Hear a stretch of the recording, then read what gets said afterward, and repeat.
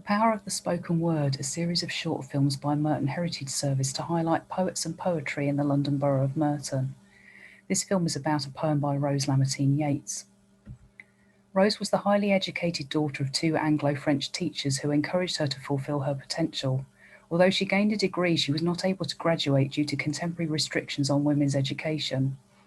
In 1900, she married family friend and solicitor Thomas Lamartine Yates, who shared her love of cycling and encouraged her in 1907 to pursue a campaign to become the first female councillor of the powerful cyclist touring club. In 1909, having developed an interest in women's suffrage, Rose joined the committee of the newly formed Women's Social and Political Union in Wimbledon. She later became the organisation's secretary. On February the 24th, 1909, Rose joined a deputation to Prime Minister Asquith in protest against the omission of women's suffrage from the King's speech. Despite appalling behaviour and abuse from both male opponents and police, it was the suffragettes who were held responsible for the violence which followed.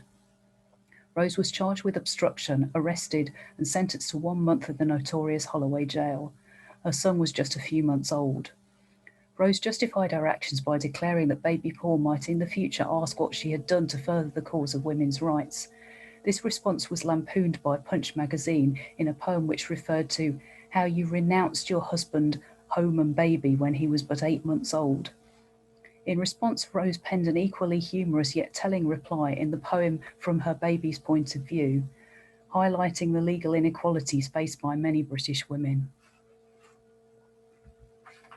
Dear Mr. Punch, I'm happy with my dadsy, who makes me laugh while snug in nurse's arms, and sings the tunes I used to hear from mummy, so do not cause yourself undue alarm.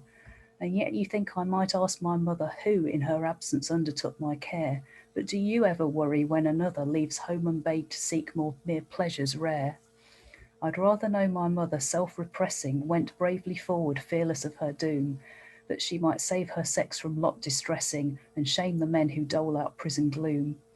But Mr. Punch, 'twere time you had some schooling, for mothers are not parents by our laws, 'tis fathers only by all legal ruling, so children too must help the women's cause. Signed, Little Paul. If you would like to know more about Merton's heritage, you can visit our Merton Memories website at www.merton.gov.uk/memories. You can also find more information at Merton Heritage Local Studies Centre, which is based on the second floor of Morden Library.